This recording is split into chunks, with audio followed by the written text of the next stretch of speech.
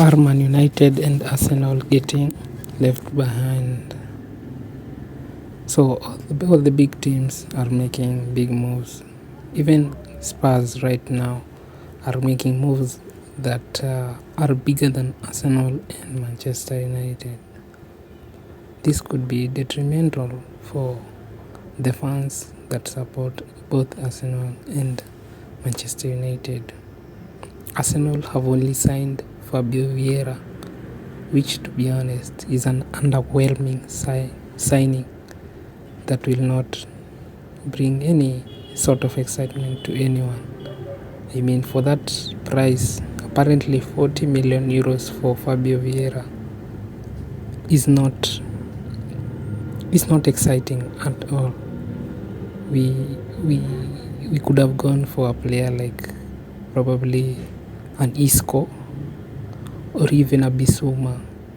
To think that Spurs got Bissouma for 10 million less than what it cost Arsenal to buy Vieira is insane. So Arsenal and Man United are getting left behind. Man United haven't even signed anyone, and yet they are deemed to be a big club, and they are a big club even now, but I think they are being left behind, and it's all down to the management. The management of these clubs was being covered by Wenger and Ferguson, but now that they are gone, their chinks in the armor are being exposed right now, and it's really sad to see two big clubs falling so fast. And it's a new era, and in this new era, Arsenal and Man United will be left behind by the likes of Newcastle, Man City. Man City have signed a striker, and they've signed Haaland, and Liverpool have signed Darwin Núñez. The teams that need players haven't even signed players. Teams like Man United and Arsenal, these are the teams that need surgery, and they haven't even signed players.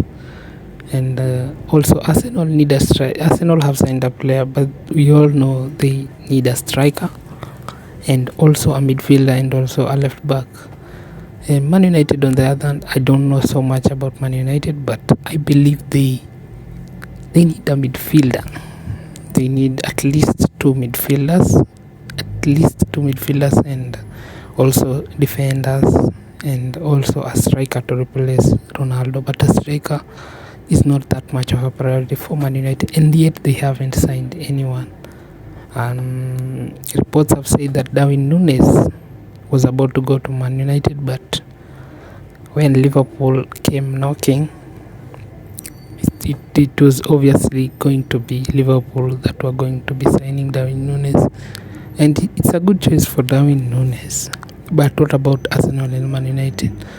What players can they get to revive their big club stature? And this is it's really concerning, and Arsenal and Man United will lose a generation of new fans that they could have capitalized on, because most of the young fans right now will support Man City and Liverpool, which is kind of disappointing, because growing up I saw Manchester United and Arsenal going toe to toe for the big honors in Europe and in England, and in the world they were considered the biggest clubs, and it's sad to see how far these big giants have fallen. Anyways, what can they do? As for Man United, I think the Glazers have to go, and as for Arsenal, I think the Kroenkes have to go. But as it looks like they are not going anywhere, and this is very sad, especially for the fans who are seeing their clubs being run into the ground. And I feel bad for the fans, but then again I don't feel bad for them, because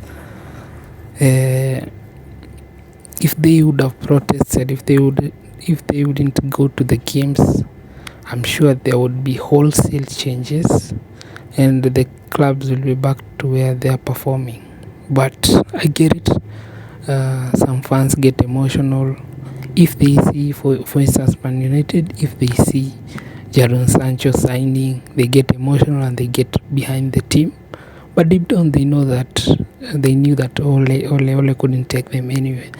And so the Glazers are aware of that, and so they will blind the fans by making a few big signings, and then the fans are back supporting the club, and they forget looking at the bigger picture because of their emotional attachment towards the club. The same with Arsenal. It's the same story all over and over. It's always next season for Arsenal. It's always Project Youth for Arsenal. And Arsenal fans will be blinded by a few signings, and then they will support the Kroenkes again, and then the cycle will continue. But deep down, I'm sure majority of Arsenal fans know that Arteta will never get them anywhere. The same with Ten Hag. I don't rate that guy. I don't rate Ten Hag. I don't think Ten Hag can take Man United to the place that they want to be. And considering the managers that, not because Ten Hag is not a good manager, but because there are better managers than him who are getting backed.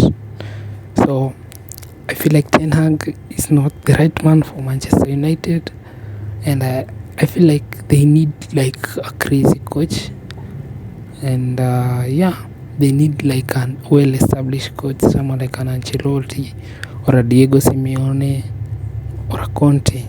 I think Ten Hag can improve them in terms of developing young players, etc., and possibly challenging for the top four, but I don't think he can take them to the level that I'm used to seeing Manchester United at. Arteta, on the other hand, I'm sure everyone knows that no one is threatened by Arteta. There's no team that looks at Arsenal and goes, oh wow, Arsenal, that is afraid of Arsenal.